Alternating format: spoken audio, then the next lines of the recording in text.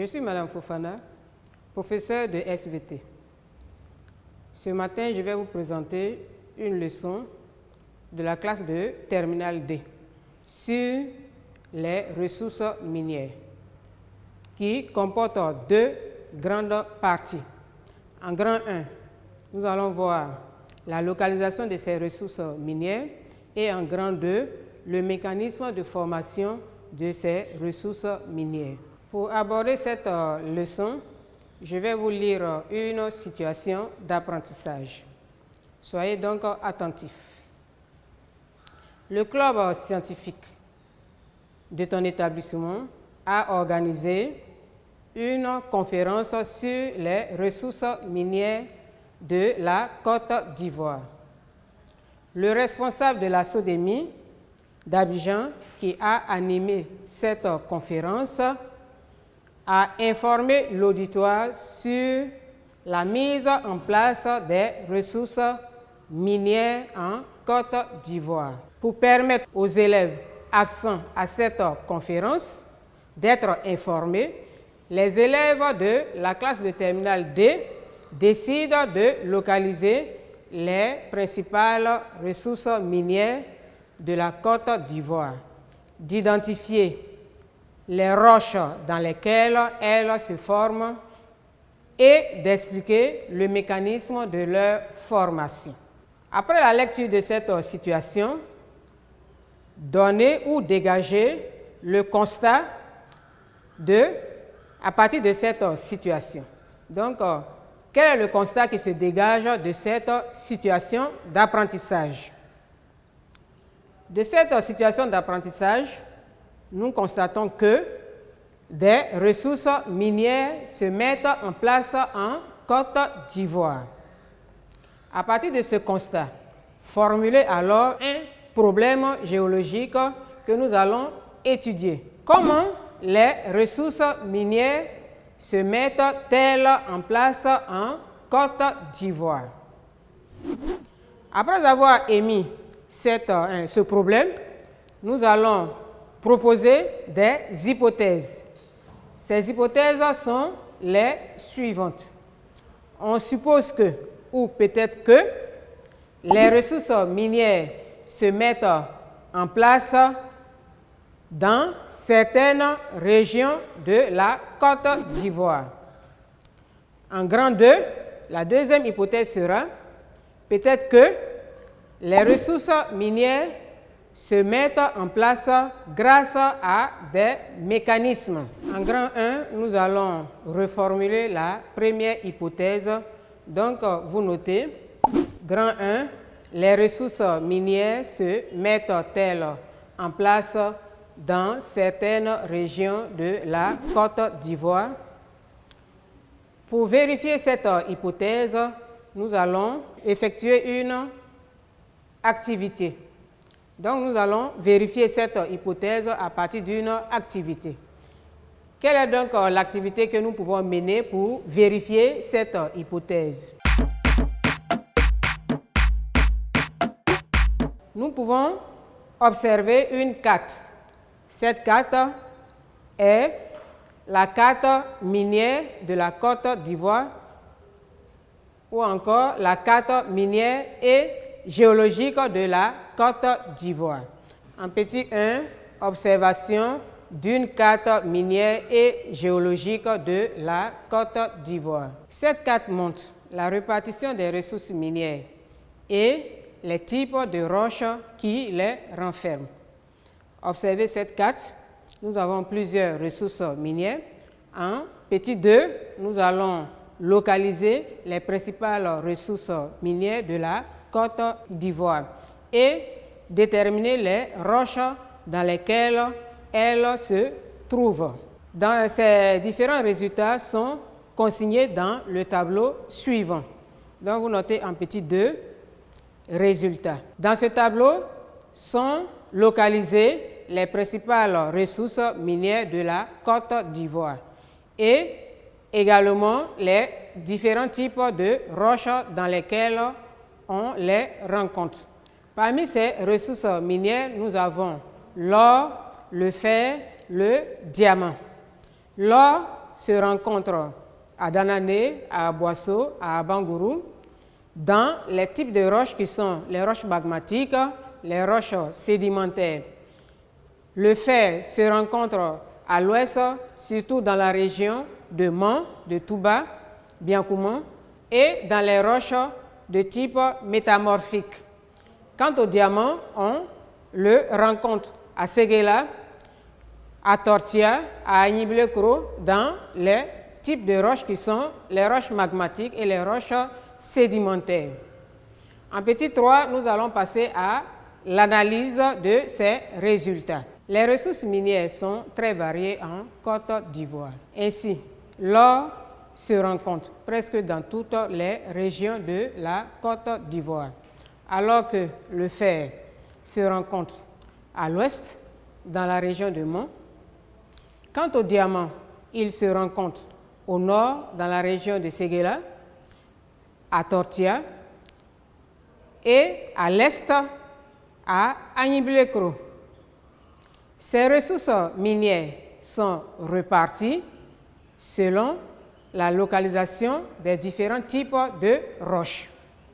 Ainsi, l'or et le diamant se rencontrent ou sont formés dans les roches magmatiques et les roches sédimentaires.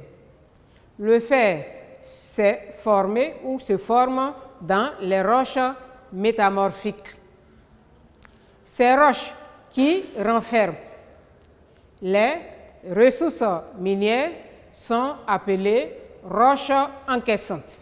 Le lieu où l'on rencontre une substance minière susceptible d'être exploitée est appelé un gîte minier ou un gisement minier.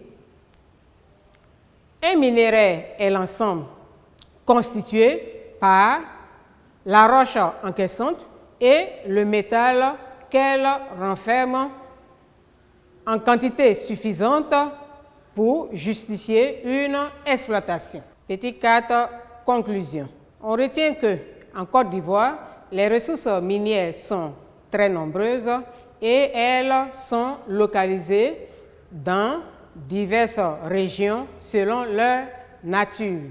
Pour terminer cette première séance, nous allons faire une activité d'application. Voici une liste de ressources minières et des régions. Pour les ressources minières, nous avons l'or, le diamant, le fer. Les régions sont Séguéla, Man, Toumodi, Danané et Tortilla.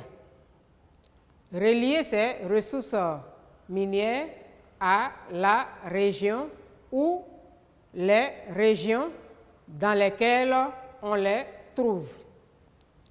Vous avez 5 minutes pour faire cet exercice.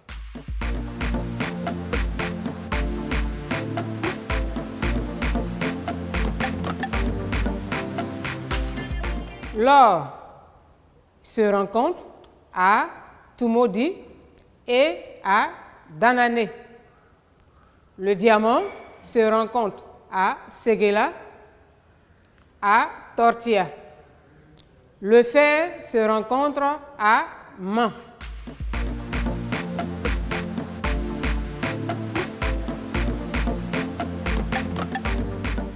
En grand 2, formulons cette deuxième hypothèse. Les ressources minières se mettent-elles en place grâce à des mécanismes? Proposez une activité permettant de vérifier cette hypothèse. L'activité que nous pouvons mener pour vérifier cette hypothèse, nous pouvons faire l'observation d'une coupe de terrain. Donc, vous notez en petit 1, observation d'une coupe de terrain. Dites ce que présente cette coupe de terrain. Cette coupe de terrain présente différents gîtes miniers.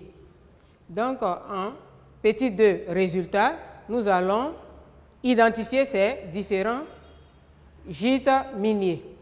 En grand A, identifions ces différents gîtes miniers présentés au niveau de cette coupe de terrain.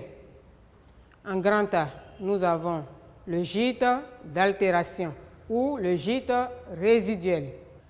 En grand B, il s'agit du gîte filonien.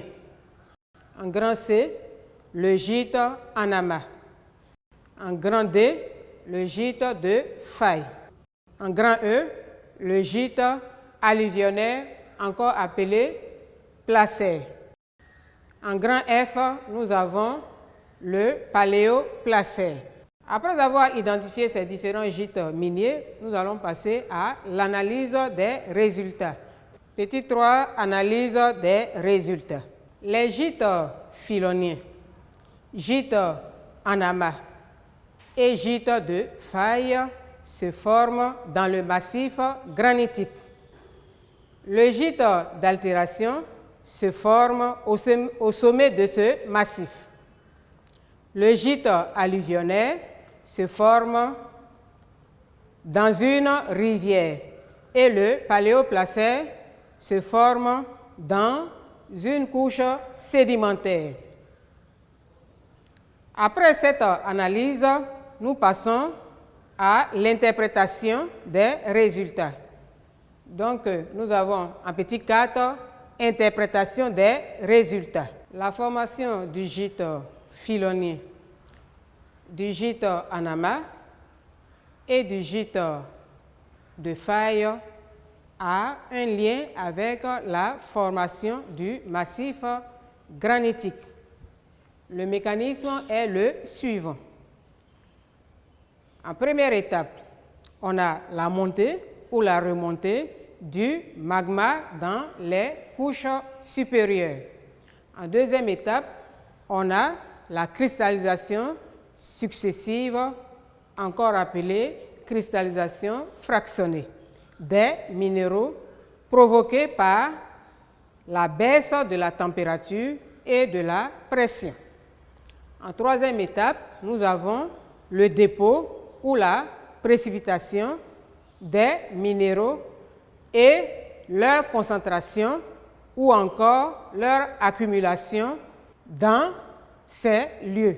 Ainsi, lorsque ces minéraux cristallisent, se déposent et se concentrent dans une fissure appelée filon, nous obtenons le gîte filonien. Lorsque cette cristallisation, le dépôt des minéraux et leur concentration ont lieu dans une faille, nous obtenons le gîte de faille. Dans le cas du gîte en amas, les minéraux se séparent de façon précoce du liquide magmatique, cristallisent et se concentrent dans le massif granitique. Ces différents types de gîtes, le gîte filonien, le gîte en amas et le gîte de faille issus du liquide magmatique constituent un groupe de gîtes qu'on appelle les gîtes primaires. Nous allons passer maintenant à la formation du gîte d'altération, du gîte alluvionnaire et du paléoplacère. Ces trois gîtes se forment, sinon ont le même processus de formation, presque le même processus de formation que la formation des roches sédimentaires. Ainsi, le mécanisme est le suivant. On a, dans une première étape, l'altération d'une roche primaire ou d'une roche préexistante. Après l'altération de cette roche préexistante, nous avons la libération de minéraux. En deuxième étape, ces minéraux sont transportés ou non. En troisième étape, ces minéraux sont déposés et se concentrent. Ainsi, dans le cas du gîte d'altération, Les minéraux issus de cette altération restent sur place, c'est-à-dire dans le lieu d'altération, c'est-à-dire vont se déposer dans ce lieu-là, se concentrer et donner le gîte d'altération. Pour le gîte alluvionnaire, les minéraux issus de l'altération sont transportés par l'eau de ruissellement et déposés dans les sédiments d'une rivière ou d'un cours d'eau. Ces minéraux dans ces sédiments, encore appelés les alluvions, se concentrent et donnent le gîte alluvionnaire. Dans le cas du gîte appelé le paléoplacé, nous avons le même mécanisme de formation que le placé ou le gîte alluvionnaire. Donc, il y a d'abord une altération d'une roche préexistante, libération des minéraux qui sont également transportés et concentrés dans des sédiments. Lorsque ce gîte formé, qui était d'abord le placé, se recouvre de plusieurs couches sédimentaires avec le temps, on obtient alors le paléoplacé. Rappelons que ces trois derniers gîtes miniers, c'est-à-dire le gîte alluvionnaire, le paléoplacé et le gîte d'altération, constituent un autre groupe de gîtes appelés les gîtes secondaires. En conclusion, nous pouvons retenir que les ressources minières se mettent en place dans certaines régions de la Côte d'Ivoire et grâce à des mécanismes. Ainsi prend fin cette deuxième séance sur la mise en place des ressources minières en Côte d'Ivoire. Nous allons terminer cette leçon par une activité d'application. L'exercice est le suivant. Le schéma ci-dessous présente quelques gîtes d'or ou gîtes aurifères X, Y et Z. Identifiez chaque gîte en vous servant des groupes de mots suivants. Gîte filonien, gîte alluvionnaire, gîte résiduel. Chers élèves, c'est fini pour aujourd'hui. Rendez-vous à la prochaine séance.